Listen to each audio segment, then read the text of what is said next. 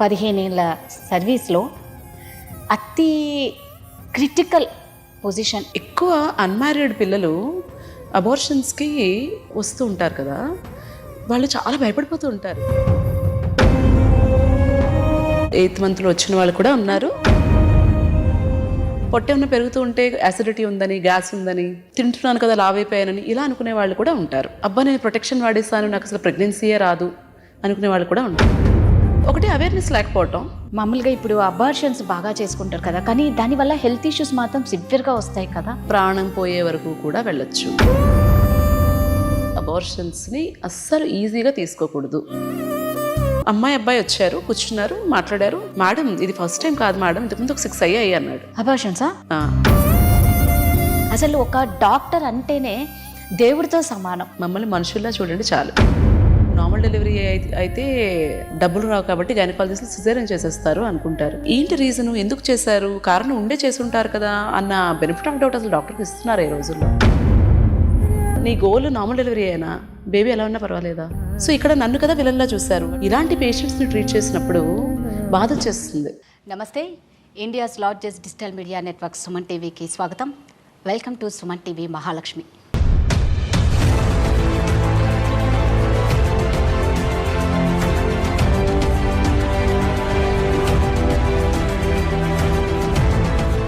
తల్లి జన్మనిస్తే డాక్టర్ పునర్జన్మనిస్తారు.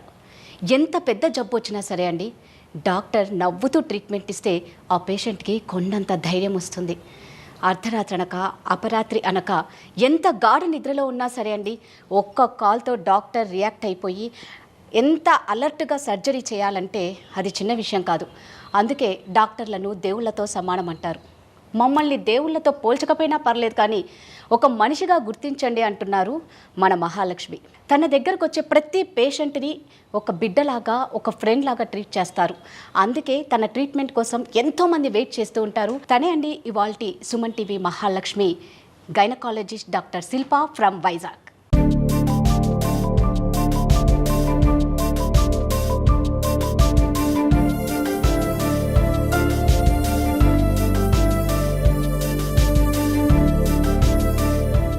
నమస్తే అండి.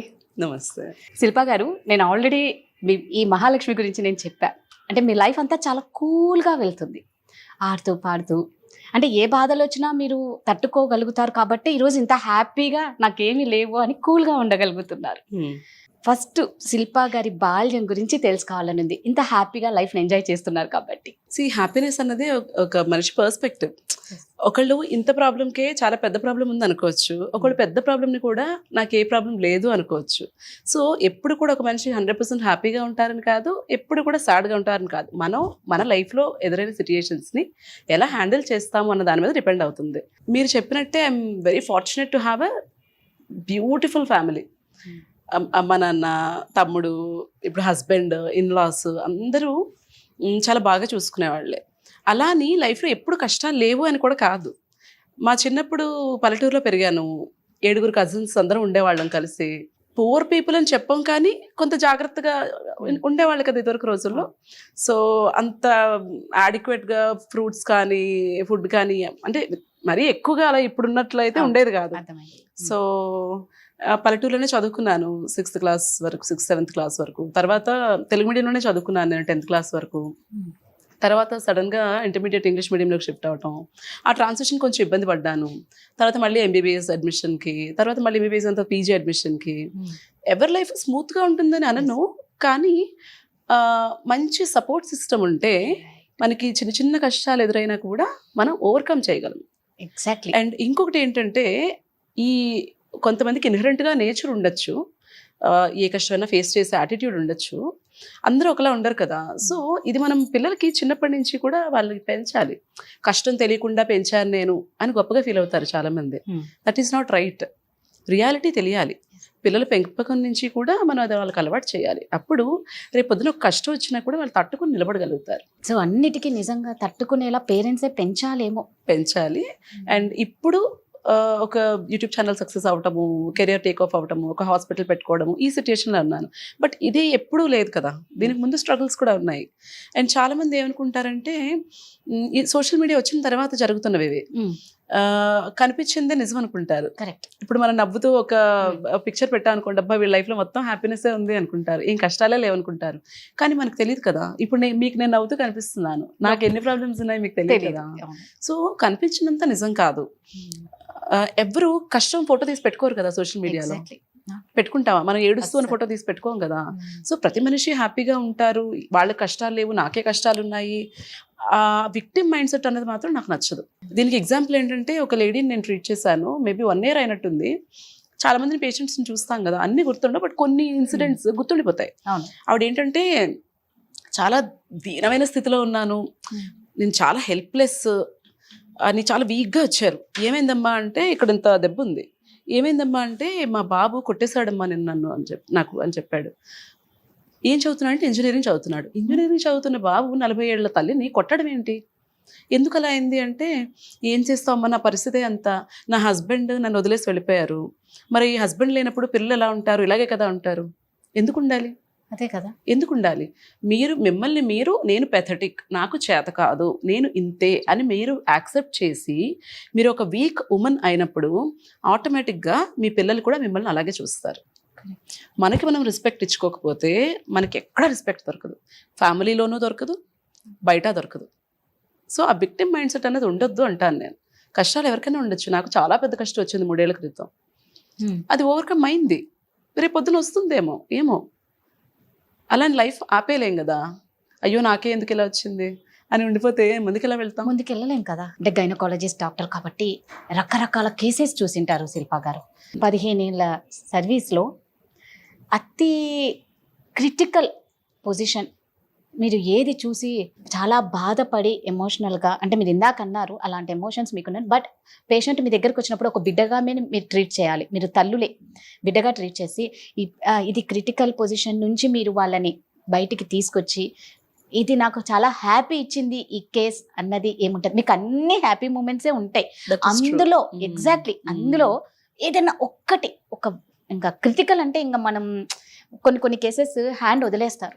బై డిఫాల్ట్ గైనకాలజీలో అవుట్కమ్ అనేది గుడ్డే ఉండాలి. ఒక న్యూరో సర్జరీ అంటే బ్రెయిన్ సర్జరీనో హార్ట్ సర్జరీనో ఒకవేళ ఫెయిల్ అయింది, లేకపోతే ఇంత రిస్క్ ఉంది ఫెయిల్ అవటానికి, లేకపోతే పేషెంట్ డెత్ అవటానికి హై రిస్క్ కేసెస్ ఉంటాయి. బట్ గైనిక్లో outcome has to be good. ఎందుకు, ఏదో డెలివరీకి వస్తారు, లేకపోతే యూట్రస్ రిమూవల్ సర్జరీస్కో, ఓవేరియన్ సిస్ట్ రిమూవల్ సర్జరీస్కో ఇలాంటి వాటికి వస్తుంటారు. సో అవుట్కమ్ అనేది ఎప్పుడు కూడా బాగా it has to be good. So ప్రతి కేసులోనూ చాలా సాటిస్ఫాక్షన్ ఉంటుంది. ఎందుకంటే మీరు అనుకోవచ్చు డెలివరీస్ కాకుండా ఇంకేమన్నా క్రిటికల్గా హ్యాండిల్ చేశారని, మీరు అలా అనుకుంటున్నారు కదా. కానీ ఒక లేడీకి చైల్డ్ బర్త్ అనేది ఎన్నిసార్లు వస్తుంది, 1 or 2 అంతే కదా. సో ప్రతి ప్రెగ్నెన్సీ ప్రెషియస్, ప్రతి లైఫ్ ప్రెషియస్. సో ఏ కేసు హ్యాండిల్ చేసినప్పుడు కూడా ఆ బేబీ డెలివరీ వాళ్ళకి ఇస్తున్నప్పుడు వాళ్ళకి ఎంత ఆనందం ఉంటుందో నాకు కూడా అంతే ఆనందం ఉంటుంది. బట్ స్పెసిఫిక్గా మీరు అడుగుతున్నారు కాబట్టి చెప్పాలి అంటే, ఎక్కువ అన్మ్యారీడ్ పిల్లలు అబార్షన్స్కి వస్తూ ఉంటారు కదా, వాళ్ళు చాలా భయపడిపోతూ ఉంటారు. అంటే ఇమాజిన్ ఒక అమ్మాయి ప్రెగ్నెంట్ అయిందంటే అది అమ్మాయి ఒక్కదాని తప్పు కాదు కదా. కరెక్ట్. మరి ఎవరైనా అబ్బాయి గురించి మాట్లాడతారా, నువ్వేం చేస్తున్నావు, నీకు పీరియడ్ రాకపోతే టెస్ట్ చేసుకోవాలి కదా, ఆ మాత్రం తెలీదా అని అనేస్తారు ఈజీగా కదా. పేరెంట్స్కి చెప్పుకోలేదు, సపోర్ట్ చేసే ఫ్రెండ్స్ ఉండకపోవచ్చు, అది చేసిన మనిషి కనపడ్డు ఆ టైంలో, నువ్వే ప్రపంచం అంటాడు, ఆ మనిషి కనపడ్డు, ఎక్కడికి వెళ్తుంది అమ్మాయి. అలాంటి మనిషి వచ్చినప్పుడు నేను కూడా అదే అంటే ఏమైపోతుంది అమ్మాయి. సో ఇలాగ ఒక అమ్మాయి వస్తే నేను ఏమీ జడ్జ్ చేయలేదు, అమ్మాయిని ట్రీట్ చేశాను, పంపించేశాను. వెళ్ళిపోయేటప్పుడు కాళ్ళు పట్టేసుకుంది ఓపీలో. మరి అంతే కదా, అంత ఎమోషనల్ అయిపోయింది. Is it a big thing? No, it's just an abortion. But is it a big thing for the lady? Yes it was కదా. సో అలాంటి సిచ్యుయేషన్స్ని హ్యాండిల్ చేసినప్పుడు బాగా అనిపిస్తుంది. అంటే ఇప్పుడు నేను అడుగుతున్నా, ఒక పెళ్లి కాని అమ్మాయి మీ దగ్గరికి అంటే ఏ మంత్లో మీ దగ్గరకు వస్తారు? చాలా రకాలు చూస్తాము.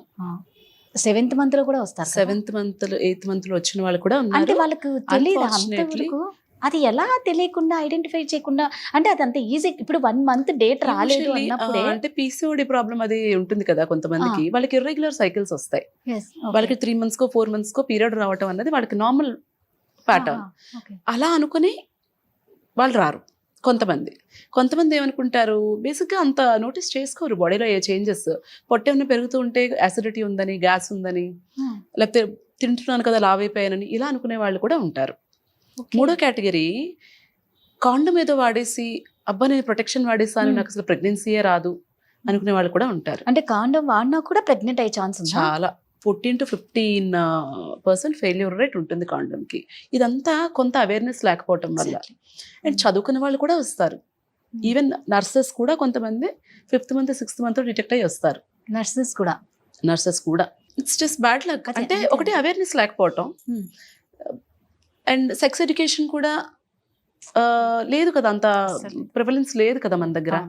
ఇంట్లో వాళ్ళు మాట్లాడరు, వీళ్ళేమో డాక్టర్ దగ్గరికి వెళ్ళి ఏదైనా తెలుసుకుందామని అనుకోరు. ఆ అబ్బాయికి నాలెడ్జ్ ఉండదు, అమ్మాయికి నాలెడ్జ్ ఉండదు. కాకపోతే అన్ఫార్చునేట్లీ సఫర్ అయ్యేది అమ్మాయే కదా. సో ఇలాంటి కారణాలు చాలా ఉంటాయి. కొంతమంది అమ్మాయిలు, పెళ్లి కాని అమ్మాయిలు, వాళ్ళకి తెలియకుండా ఏ 7th month లోనో 8th month లోనో వస్తే అప్పుడు వాళ్ళు ఏం చెయ్యనీకి లేదు, ఏమి చెయ్యలేరు, లీగల్గా కూడా ఏమి చెయ్యకూడదు. She has to continue the pregnancy till term వరకు కంటిన్యూ చేసి డెలివర్ చేయాలి బేబీని. అది ఎలా మరి? మీరు తల్లికి ఎలా అంటున్నారు, మరి బిడ్డకి? బిడ్డ ఏం తప్పు చేసింది? డెలివరీ అయిన తర్వాత బిడ్డ ఏం తప్పు చేసింది? 7th month లో 8th month లో మీరు ఎలాగో టెర్మినేట్ చేసేసుకుందాం అనుకుంటారు? అప్పటి వరకు అసలు అన్వాంటెడ్ ప్రెగ్నెన్సీ రాకుండా చూసుకోవడం మీ రెస్పాన్సిబిలిటీ. అక్కడ తప్పు చేశారు. ఎర్లీగా డిటెక్ట్ చేసుకోకపోవడం ఇంకొక తప్పు. మీరు డిటెక్ట్ చేసిన తర్వాత మీ స్వార్థం కోసం 7th month లో 8th month లో డెలివరీ చేసేసి పడేస్తాను అంటే దట్ ఈస్ నాట్ రైట్. అందుకనే అంటాను అవేర్నెస్ ఉండాలి అని. నా యూట్యూబ్ ఛానల్ స్టార్ట్ చేయడం వెనక రీజన్ కూడా అదే. సో శిల్పా గారు, మామూలుగా మన ఆడవాళ్ళకి ఏంటంటే ఏదన్నా పండగ వస్తుంది, ఎక్కడికైనా ఊరికి వెళ్ళాలి, లేకపోతే మాకు తొందరగా అర్థమైపోయింది మీరు ఏమడుతున్నారు. ఆ పిల్స్ ఒకటి యూజ్ చేస్తాం హెల్త్ వైజ్, ఎంత పీరియడ్ వద్దు అని, వద్దు అనేసి ఆ డేట్ ని డిలే చేయాలి. మనకి ఇష్టం వచ్చినప్పుడు డేట్ రావాలి, దాని ఇష్టం వచ్చినప్పుడు మనం ఉండొద్దు. సో అలాంటప్పుడు ఎలాంటి ప్రాబ్లమ్స్ ఫేస్ చేస్తారు అమ్మాయిలు? పీరియడ్ అనేది కూడా నార్మలే కదా. Why should you use pills to postpone the period కదా. గుడికి వెళ్ళకూడదు అంటారు. నాకైతే అది నమ్మకం లేదు. నేను ఈ రోజు వరకు నేను కానీ మా ఇంట్లో వాళ్ళు కానీ ఒక్క రోజు కూడా పీరియడ్ పోస్ట్పోన్మెంట్ పిల్ వేసుకోలేదు. నేను పేషెంట్స్ కూడా అదే చెప్తాను, వద్దు అని చెప్తాను. అయినా కూడా వినకుండా కొంతమంది అయితే వాళ్ళ హ్యాండ్ బ్యాగ్లో పెట్టుకొని తిరుగుతూ ఉంటారు, ఏ అవసరం వచ్చినా మింగేస్తూ ఉంటారు. ఇది యాక్చువల్లీ దీని గురించి చెప్పండి. నేను ఒక స్కూల్ హెల్త్ ప్రోగ్రామ్స్ చేస్తూ ఉంటాను. ఆ స్కూల్ హెల్త్ ప్రోగ్రామ్కి వెళ్ళినప్పుడు ఒక 8th class అమ్మాయి అడిగింది నన్ను, మేడం పీరియడ్ పోస్ట్పోన్మెంట్కి పిల్స్ వేసుకుంటారు కదా, అది వేసుకోవచ్చా అని. అసలు 8th class అమ్మాయికి అది ఎలా తెలిసిందన్నది నాకు అర్థం కాలేదు. అంటే అంత ఎక్కువగా ఇంట్లో వాళ్ళంతా దాన్ని అబ్యూస్ చేస్తున్నారు. సో ఈ పీరియడ్ పోస్ట్పోన్మెంట్ అన్న రీజన్ కోసం ఆ పిల్ని డిజైన్ చేయలేదు. We all practice evidence based medicine. అంటే ఒక టాబ్లెట్ ఇవ్వాలి అంటే అది ఎందుకు ఇవ్వాలి, దానికి ఈ కండిషన్స్కి ఈ టాబ్లెట్ ప్రిస్క్రైబ్ చేయాలని ఉంటుంది. ఎక్కడ కూడా మెడికల్ సైన్స్లో పీరియడ్ పోస్ట్పోన్ చేసుకోవడానికి ఈ టాబ్లెట్స్ వాడుకోండి అని ఉండదు. ఇండియాలో మన కల్చర్ వైజ్ కొంతమంది అడుగుతూ ఉంటారు, బట్ దీన్ని అదే పనిగా అబ్యూస్ చేయకూడదు. ఒక్కొక్కసారి ఒక లేడీని చూశాను నేను, తనకి రావడమే చాలా సివియర్ పెయిన్తో వచ్చారు. చూస్తే ఐ థింక్ ఒక 1 liter 1.5 liters బ్లడ్ ట్యూబ్లో ప్రెగ్నెన్సీ వచ్చేసి అది పగిలిపోయి అక్యుములేట్ అయిపోయింది. Then I had to do an emergency surgery to save her. ఒక 3 ప్యాకెట్ల బ్లడ్ పెట్టాల్సి వచ్చింది. ఇదంతా ఎందుకైంది? ఇలాంటి పీరియడ్ పోస్ట్పోన్మెంట్ పిల్స్ వల్ల కూడా అందరికీ ప్రెగ్నెన్సీస్ ఫెలోపియన్ ట్యూబ్లోనే ఫామ్ అవుతాయి. ఆ ట్యూబ్ మూవ్మెంట్ ఏమైనా కొంచెం స్లో అయిపోయింది అనుకోండి, బేబీ వెళ్ళి అక్కడ అతుక్కొని ఉండిపోతుంది. ఇలాంటి పిల్స్ వల్ల అలాంటి ప్రాబ్లమ్స్ కూడా రావచ్చు. Why do you abuse it? ఇంకొక కండిషన్ చెప్తాను. ఒక అమ్మాయి పెళ్లి ముహూర్తాలు ఉన్న పిల్లలు వస్తూ ఉంటారు కదా, వాళ్ళు వచ్చినప్పుడు యూజువల్లీ ఏం చేస్తారంటే ఇంట్లో చేయాల్సినవన్నీ చేసేసి పీరియడ్ టైం కూడా దాటిపోయి లాస్ట్ మినిట్లో వస్తారు. వచ్చి పీరియడ్ పోస్ట్పోన్మెంట్ పిల్ కావాలి అంటారు. అప్పుడు నేను ఒకటే చెప్తా, ఇది పని చేయొచ్చు, పని చేయకపోవచ్చు. అలానే ఎక్కువ డోసెస్ వేసుకోవటము అది కూడా మంచిది కాదు కదా. ఒక అమ్మాయికి ఇలాగే పెళ్లి రేపు అన్నవరంలో ఉందనగా పాపం అమ్మాయికి ముందు రోజు పీరియడ్ వచ్చేస్తుంది. నేను పిల్ పెట్టిన అమ్మాయికే. ఓకే, రావచ్చు, రాకుండా ఆపలేం కదా. If you come late are if the dose is not adequate, అది రావచ్చు. బికాస్ దట్ పిల్ is not design to do that. ఆ అమ్మాయి అయితే నాకు ఇప్పుడు చచ్చిపోవడం తప్ప ఇంకొక దారి లేదు, రేపు పొద్దుట పెళ్ళి ఉంది, నేను ఈ విషయం ఇంట్లో చెప్తే పెళ్ళి ఆపేస్తారు. వై? ఎందుకు ఆపాలి? పీరియడ్ అనేది నార్మల్ కాదా? అంటే పెళ్లి పీటల మీద కూర్చోపెట్టారు కదా, అదే ఎందుకు పెట్టకూడదు అంటారు నేను. అదే మన ఎందుకు పెట్టకూడదు? దానికి మరి ఆ పిల్లల్ని అంత స్ట్రెస్ లో పెట్టడం మంచిదా? అది చెప్పండి. పోయిన ఓకే, నేను అగ్రి అవుతాను, మీకు సెంటిమెంటల్ వాల్యూస్ ఉన్నాయి, మీరు పీటల మీద ఆడపిల్లలు కూర్చోబెట్టకూడదు పీరియడ్ వచ్చినప్పుడు కదా. మరి ఆ అమ్మాయికి అంత మెంటల్ స్ట్రెస్, సూసైడ్ చేసుకోవాలన్నంత బాధ కలిగించడం అనేది అవసరమా? Is it fair? ఖచ్చితంగా. మన సెంటిమెంట్స్ కోసం అమ్మాయిని అంత ఇబ్బంది పెట్టాలా మనం? అండ్ మీరు ఒక ముహూర్తం పెడతారు, ఆ ముహూర్తానికి అమ్మాయికి పీరియడ్ వస్తుందో లేదో తెలుస్తుందా? లేదు కదా. అంటే మామూలుగా అందుకే కదా మన ఆడవాళ్ళకి ముందు డేట్లు చూసి ముహూర్తాలు పెడతారు. కానీ ఇది నేచురల్ గా మన చేతిలో మీరు లేనిది. స్ట్రెస్ తీసుకుంటే గనుక పీరియడ్ ఆ, డిలే అయిపోవచ్చు, టైంకి వచ్చేయచ్చు. కరెక్ట్. అది మన చేతిలో ఎప్పుడైతే కరెక్ట్ టైంకి రావాలి అనుకుంటారో అప్పుడే రాదు. ఉండదు. Right. హార్మోన్స్ అన్నవి మన బాడీ ఫంక్షన్ మీద, స్ట్రెస్ లెవెల్స్ మీద అన్నింటి మీద డిపెండ్ అవుతుంది. అంటే ఇప్పుడు నాకు ఒకటే డౌట్, మరి ఆ పిల్ల ఎందుకు చేశారు? ఆ పిల్ రీజన్స్ వేరు యూజ్ చేయడానికి. Okay. హెవీ బ్లీడింగ్ అయినప్పుడు వాడతాము, ఎండోమెట్రియం ఏమన్నా కరెక్ట్ చేయాలంటే వాడతాము. పోస్ట్పోన్మెంట్ కి ఎవరు కనిపెట్టలేదే పిల్. దాన్ని దీనిగా యూజ్ చాలా ఎక్కువ అబ్యూస్ చేస్తున్నారు, పిల్లలకు కూడా అలవాటు చేసేస్తున్నారు. పోనీ ఇంట్లో పోనీ అమ్మాయి పెళ్లి ఓకే మీరు అడిగారు, పెళ్లికి వచ్చే చుట్టాలకి వాడేస్తున్నారు, ఆ చుట్టాల పిల్లలకి వాడేస్తున్నారు. ఎందుకు? మన ఇంట్లో ఫంక్షన్ ఉందంటే మనం మెయిడ్స్ చేత వాడించేస్తున్నాం. డోలో వాడినట్టే. That is not right. You should never abuse your body. Learn to respect your body. ఆ అమ్మాయి పెళ్లి క్యాన్సిల్ అయిందా? చేసుకుంది. మామూలుగా ఇప్పుడు అబార్షన్స్ బాగా చేసుకుంటారు కదా, కానీ దానివల్ల హెల్త్ ఇష్యూస్ మాత్రం సివియర్ గా వస్తాయి కదా. ప్రాణం పోయే వరకు కూడా వెళ్ళొచ్చు. అన్వాంటెడ్ ప్రెగ్నెన్సీస్, అబార్షన్స్ని అస్సలు ఈజీగా తీసుకోకూడదు. మీకు ఒకవేళ ప్రెగ్నెన్సీ వద్దు అనుకుంటే ప్రాపర్ బర్త్ కంట్రోల్ ఆప్షన్స్ ఏంటి అన్నది go to gynaecologist, discuss and use. మీకున్న సగం జ్ఞానంతో వాడేసి దానికి ప్రెగ్నెన్సీస్ తెచ్చుకొని ఏముందిలే అన్వాంటెడ్ ప్రెగ్నెన్సీ కదా అబార్ట్ అయిపోతుంది అని లైట్ తీసుకోకూడదు.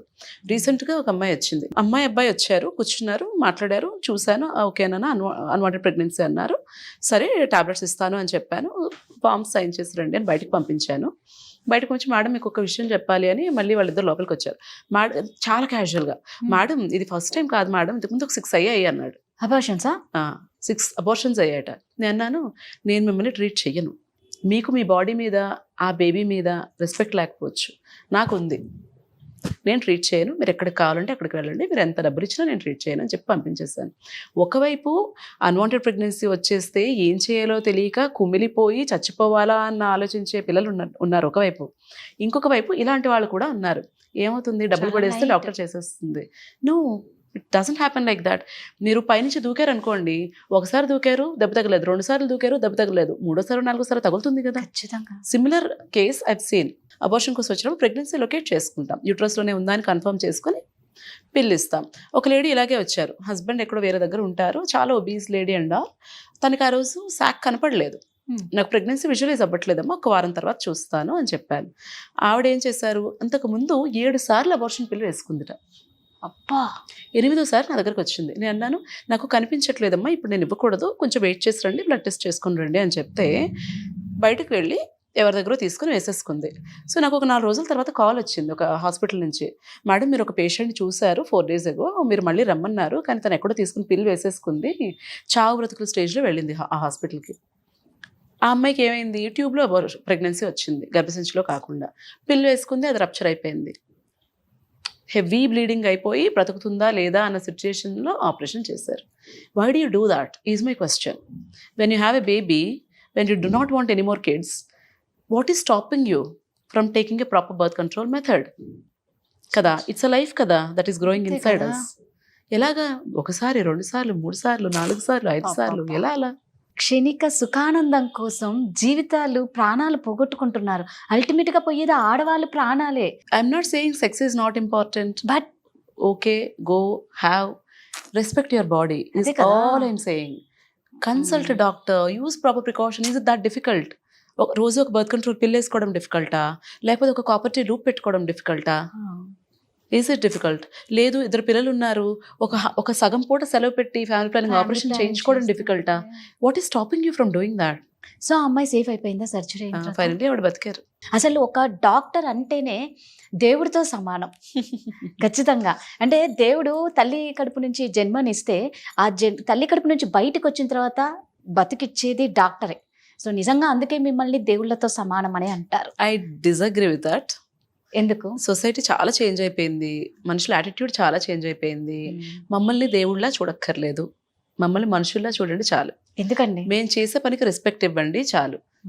ఇప్పుడు చాలా మంది ఏమనుకుంటారు, నార్మల్ డెలివరీ అయితే డబ్బులు రావు కాబట్టి గైనకాలజిస్ట్ సిజేరియన్ చేసేస్తారు అనుకుంటారు కదా.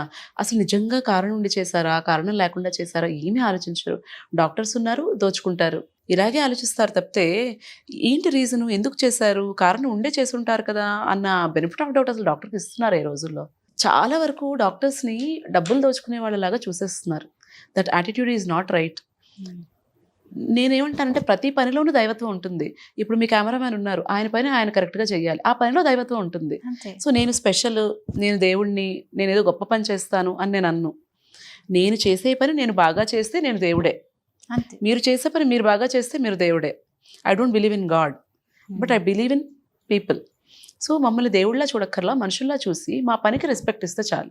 ఇంతలాగా చెప్తున్నానంటే చూసుంటాం మేము. అదే అర్థమవుతుంది. ఇప్పుడు అన్ని స్టోరీస్ షేర్ చేయడానికి టైం సరిపోదు, అర్థమైపోతుంది. బ్రీఫ్ గా నేను చెప్పాలంటే, ఒక అమ్మాయి ప్రీవియస్ 3 ప్రెగ్నెన్సీస్ లాస్ అయిపోయాయి, తర్వాత కన్సీవ్ అవ్వట్లేదని వచ్చారు.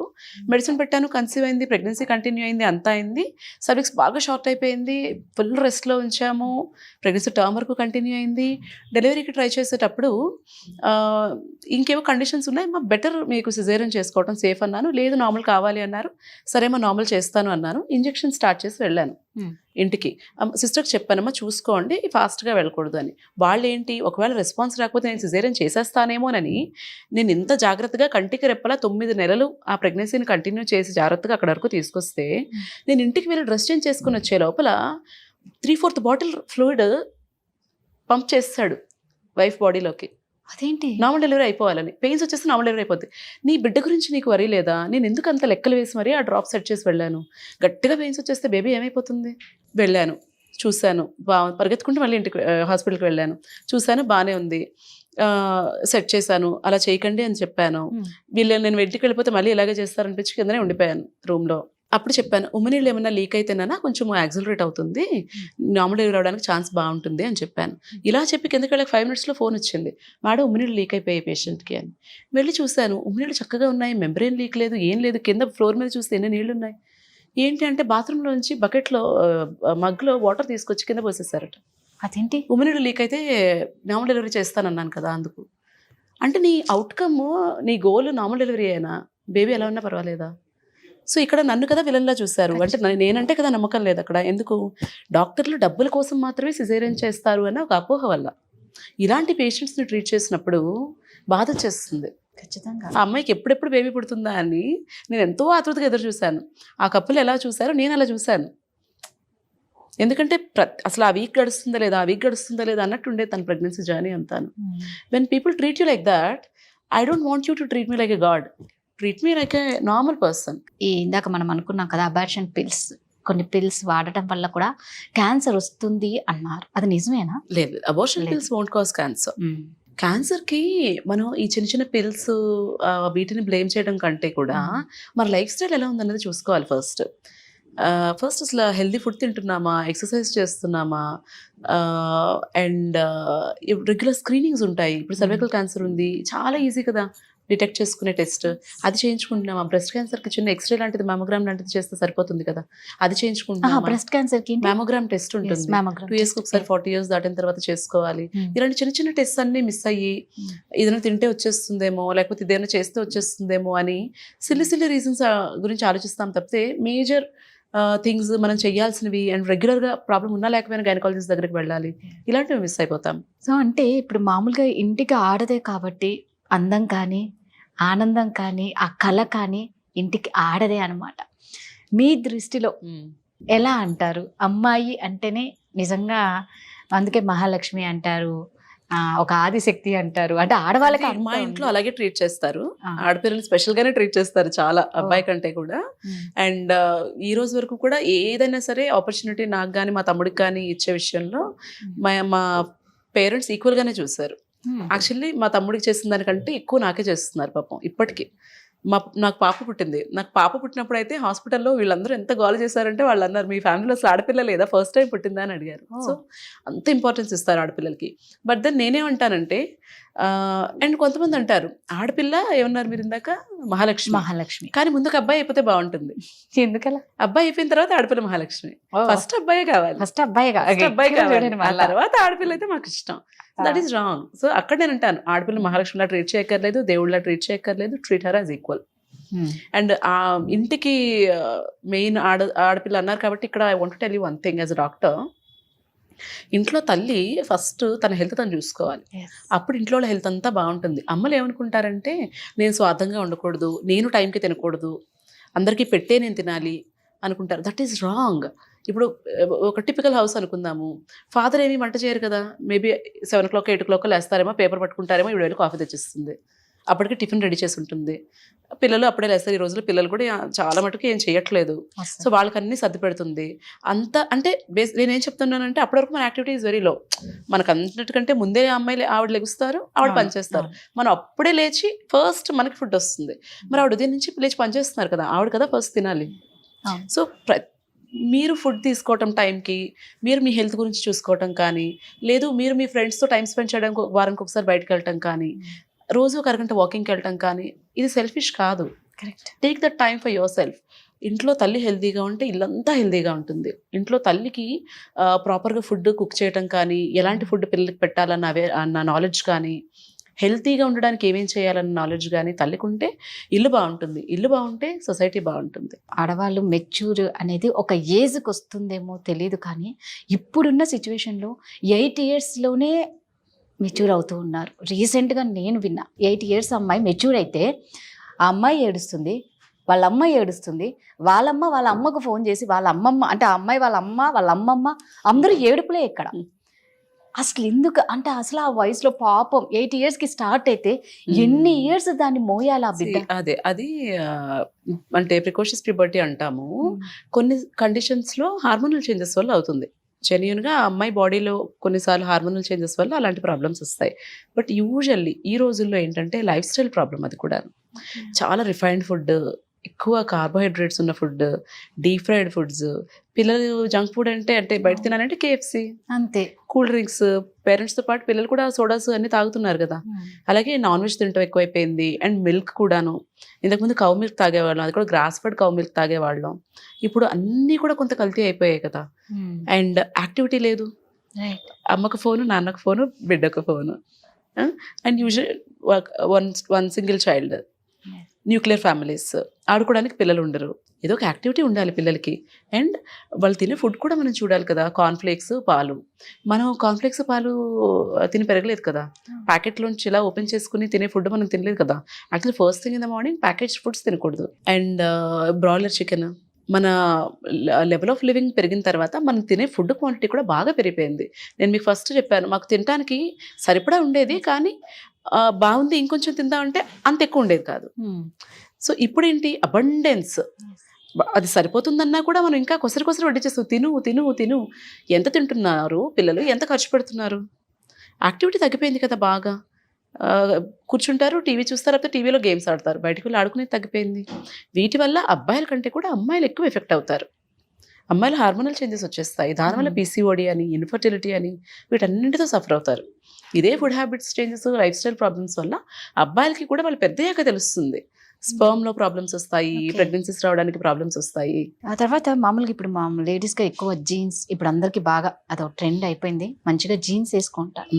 సో దానివల్ల కూడా జీన్స్ వల్ల ఏమన్నా ప్రాబ్లం అంటే ఆ టైట్ క్లోత్స్ వేసుకోవటం వల్ల ఏంటంటే ఎయిర్ సర్క్యులేషన్ అన్నది ప్రైవేట్ పార్ట్స్ దగ్గర సరిగ్గా జరగదు. దానివల్ల వెజనల్ ఇన్ఫెక్షన్స్ కానీ, యూరిన్ ఇన్ఫెక్షన్స్ కానీ రావడానికి ఛాన్స్ ఉంటుంది. సో మనం వాటర్ ఎక్కువ తీసుకోవాలి అని అంటారు, ఓకే. బట్ ఆఫీస్ ప్లేసెస్లో లేదంటే ఎక్కడైనా బయటకు వెళ్ళినప్పుడు ఏమైపోతుందంటే యూరిన్ని స్టాప్ చేసుకుంటారు. Wrong habit again. అండ్ ఇంకా ఏం చేస్తారు, వాళ్ళే ఉదయం ఆఫీస్కి వచ్చారనుకోండి, వాష్రూమ్స్ క్లీన్గా ఉండవనో ఏదో రీజన్కి ఉదయం నుంచి ఈవినింగ్ వరకు వాటర్ తాగరు. ఇంటికి వెళ్ళగానే 1 liter వాటర్ తాగేస్తాం ఇవాళకి అనుకుంటారు. That is not right. మీరు throughout the day at regular intervals water తీసుకుంటూ ఉండాలి. అలాగే at regular intervals urine pass చేసేస్తూ ఉండాలి. అప్పుడే ఇన్ఫెక్షన్స్ రాకుండా ఉంటాయి. సో ఇప్పుడు మామూలుగా మొబైల్స్ మనం చూసుకుంటే పక్కన పెట్టుకొని పడుకోవడం, లేదు అంటే కొంతమంది లేడీస్ బ్లౌజ్ లో, అంటే ముఖ్యంగా మెయిడ్స్ చూస్తాం మనం, బ్లౌజ్ లో పెట్టేసుకుంటారు. Even cell phones pant pocket లో పెట్టుకోవడం కూడా నాట్ ఎ గుడ్ హ్యాబిట్. దానివల్ల కూడా స్పర్మ్స్ అవి డ్యామేజ్ అవ్వచ్చు. ఇప్పుడు మెయిల్ ఇన్ఫర్టిలిటీ కూడా బాగా పెరిగిపోతుంది కదా. ఒకటి స్మోకింగ్, ఆల్కహాల్, ఈ రేడియేషన్ ఎక్స్పోజర్, పొల్యూటెడ్ ఎన్వైరన్మెంట్. మనం చేయగలిగినవన్నా మనం చేయాలి కదా. ఎయిర్ పొల్యూషన్ అయినా కరెక్ట్ చేసేయగలమా? చేయలేం కదా. చిన్న చేంజెస్ మనం చేసుకోగలిగేవి మనం చేయాలి. పడుకునేటప్పుడు ఫోన్ కొంచెం దూరంగా పెట్టుకోవటము, అవసరం లేకపోతే ఇంట్లో రౌటర్స్ అవి ఆఫ్ చేసుకోవటము, అన్నెసరీ వైఫై అవసరం లేనప్పుడు ఆఫ్ చేసుకోవటము, ఇలాంటి చిన్న చిన్న చేంజెస్ చేసుకుంటే మంచిది. సో ఇప్పుడు మామూలుగా ఇప్పుడు ప్యాడ్స్ పెట్టుకోవడం వల్ల కొన్ని డిసీజ్ వస్తాయి అని అంటారు. ఇప్పుడు కప్స్ కూడా వస్తున్నాయి కదా. అంటే ప్యాడ్ పెట్టుకోవడం వల్ల డిసీజ్ వస్తుంది, కప్ పెట్టుకోవడం వల్ల డిసీజ్ ఉండదు అని కాదు. ప్యాడ్స్ కూడా యూస్ చేసుకోవచ్చు. రెగ్యులర్గా 4 to 6 అవర్స్కి ప్యాడ్ని ప్రాపర్గా డిస్పోజ్ చేసేయాలి. ప్రైవేట్ పార్ట్స్ అనేది క్లీన్గా ఉంచుకోవాలి. చక్కగా పీరియడ్ టైంలో కూడా వాటర్ తీసుకోవాలి, హెల్దీ ఫుడ్ తీసుకోవాలి, ఇవన్నీ పాటించాలి. Menstrual cup is a very good alternative.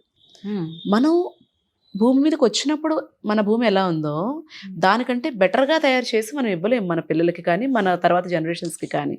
At least దాన్ని పాడు చేయకుండా ఇస్తే చాలు. అలాంటివి చెయ్యాలంటే చిన్న చిన్న చేంజెస్, ప్లాస్టిక్ వాటర్ బాటిల్స్లో తాగకపోవడం, ఎక్కడికైనా బయటకు వెళ్ళామంటే ఒక స్టీల్ వాటర్ బాటిల్ క్యారీ చేయండి, పిల్లలకి ఏ డైపర్స్ అవసరం ఉన్నా లేకపోయినా వేయకండి, మీరు కూడా శానిటరీ ప్యాడ్ మానేసి మెన్స్ట్రువల్ కప్కి స్విచ్ అవ్వండి. మన హెల్త్కి బాగుంటుంది, ఎన్వైరన్మెంట్కి కూడా మంచిది. ఎనీహౌ మీ వాల్యుబుల్ టైం మాకు ఇచ్చినందుకు, వైజాగ్ నుంచి వచ్చారండి, నిజంగా మీకు చాలా చాలా చాలా thank you for inviting me. Much అండి. చూసారు కదండి, ఇవాళ మహాలక్ష్మితో బోల్డ్ అన్ని ముచ్చట్లు, బోల్డ్ అంత నాలెడ్జ్ పెంచుకున్నాం. సో మరో వారం మరో మహాలక్ష్మితో కలుద్దాం. అంతవరకు సెలవు, నమస్కారం. సుమన్ టీవీలో మీ పర్సనల్ అండ్ బిజినెస్ ప్రమోషన్స్ కోసం కింది నెంబర్కి కాంటాక్ట్ చేయండి.